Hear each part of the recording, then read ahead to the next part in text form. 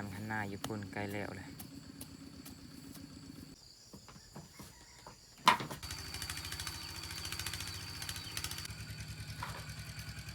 แล้วครัวเอาทามิดี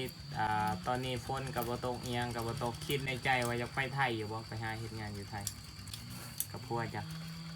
ไทยอยู่ว่าอยู่นี่หันหาเงินบ่รอดเลี้ยงตัวเองเลี้ยงย่างอีกรายภาระหาผัวเรื่อย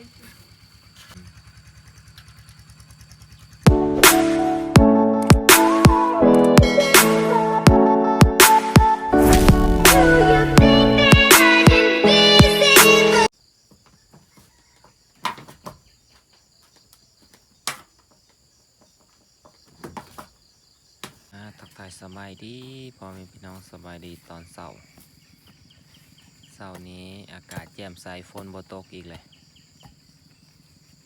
มาเบิ่งเพิ่นปั้นคะนาขึ้น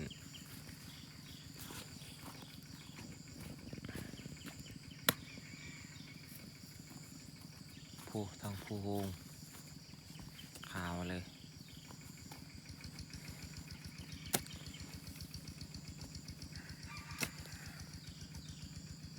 แต่ว่าเพิ่นเอาขึ้นไล่เติบเลยนี่ได้พีเมื่อวานซื่นนี่เห็นให้หน้าใหม่เลยเมื่อว่าสร้างเองเลยนะผู้พักนาจนสุดเลย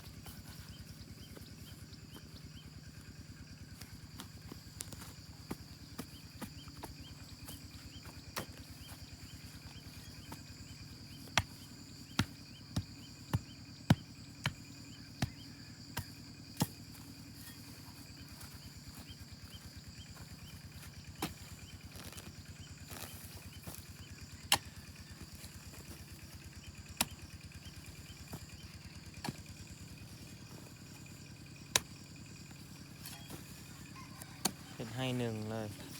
ตัวนี้จะเป็นคัดหน้าปกติตัวเพิ่นขุดออกเบิดเลยเลยเป็นให้หนึ่งเพราะว่ามันจังใหญ่มันบ่เปลือง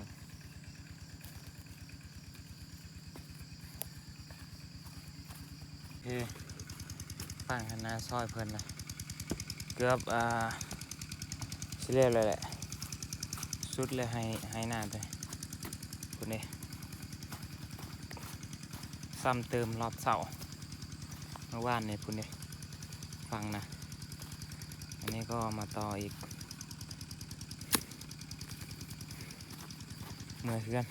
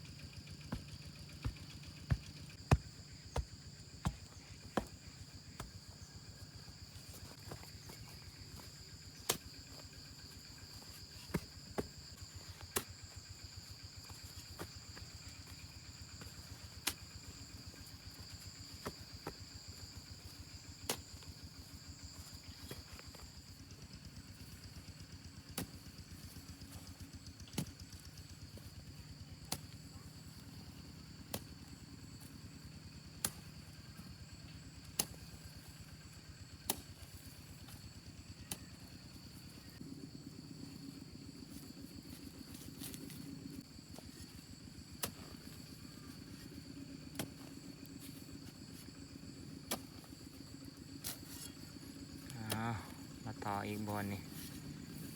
ปานข้างหน้าอยู่พุ่นไกลแล้วเลย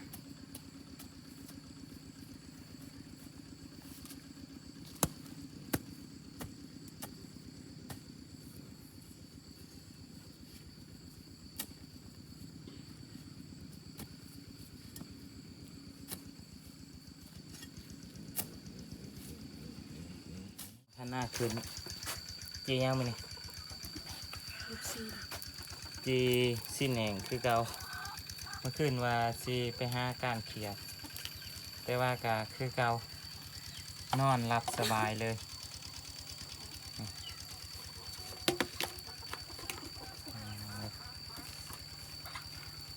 บรรยากาศยามแรงเมื่อคืนนี้นอนหลับเลยโอ้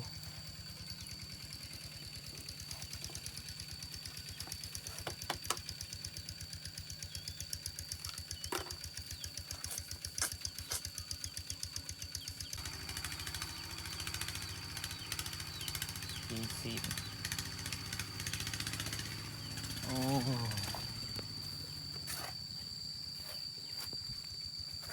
เบิ่งน้ำมันนี่น้ำมันยังไงแต่น้ำมันก็ลงเลยเดี๋ยวนี้ใครแน่เลยทางบ้านลิตรหนึ่ง30ปลายแอดซังกระส่วนกับ20ปลาย25 26คนเลย โดดเลย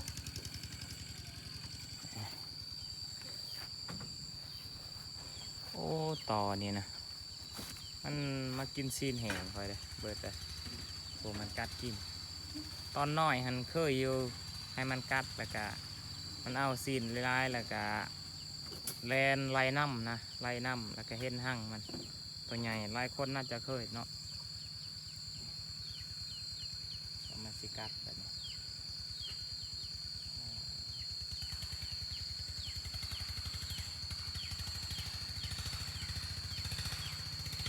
ได้เลยดิเดือบเลยนี่ทลายตามนี่น่าจะเห็นเนาะน่าจะเห็นหั่งมันอะไรเนี่ย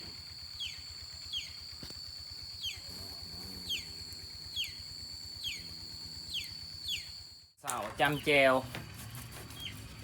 วกินกับสิ้นแห้งบุมียังหากินมั้ยเป็นว่าบุมียังกินระหว่างจำแจวกับอันนั้นแกงป่านี่ตัวได้แสบอยากกินยังอยากกินยังลายที่สุดในใจตอนนี้นะอยากกินยังทำเนี่ย แล้วพี่เขา อยากกินข้าวกับยัง กับเจลปลาแดก กับแม่แล้วเด้นั่นก็เจียวปลาแดกแล้วเด้นะนะ มาสกินซีนกับบะหมี่แล้ว บ่อันชีนแล้วเด้นั่น ซีนกระแสบ กินบะแสบเป็นไรอะไรอยากกินซีนแบบว่าซอยจุยังประมาณนั้นบ่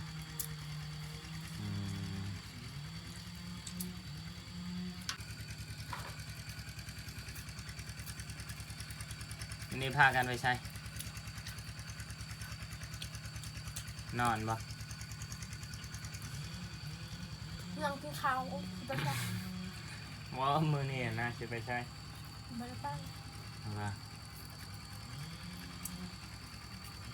เอาบอกคนต่างประเทศเขาคอมเมนต์มาว่ามักชาวลาวที่ดุมันเอาวะเนี่ยเขาก็แซ่บ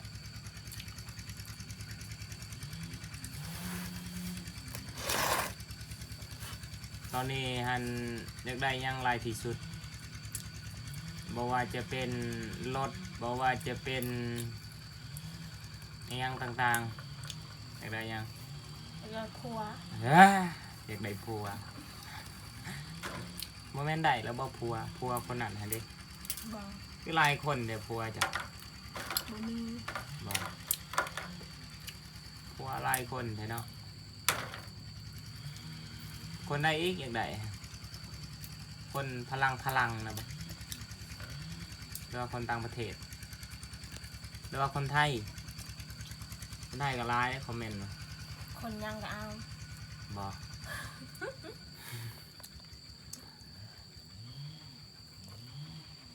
เอาทามิดีตอนนี้ฝนกับบตกเอียงกับบตกคิดในใจว่าจะไปไทยอยู่บ่ไปหาเฮ็ดงานอยู่ไทยกับพัวจ้ะว่ากับพัวจะอยากไปหาเฮ็ดงานอยู่ไทยอยู่ว่าอยู่นี่หันหาเงินบ่รอดเลี้ยงตัวเองเลี้ยงอิหยังอีกรายภาระไม่ใช่อยากไปใช้ว่าไปเฮ็ดงานอยู่ลาวอยู่ไทยหรือว่าอยู่ไทยอยากไปเฮ็ดงาน อยากไปเที่ยว เสียบ่มีเงินทันที บ้าวะ หาผัวรวย หาพวกรวยๆแกบ่ได้รวยเพราะได้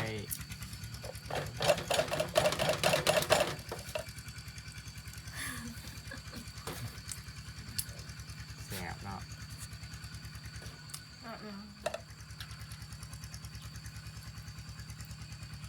ๆ จะได้ก็ฝากติดตามเป็นกำลังใจให้ครอบครัวอยากจนนี่เด้อพ่อพี่น้องเลย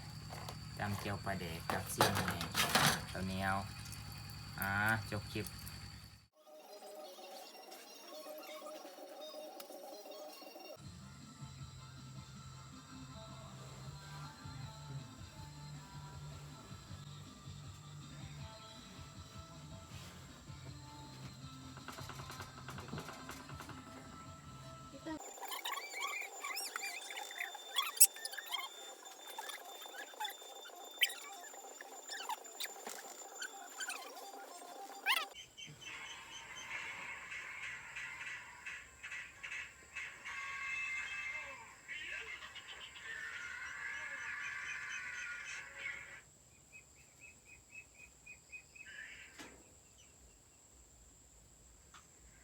โซ่อัน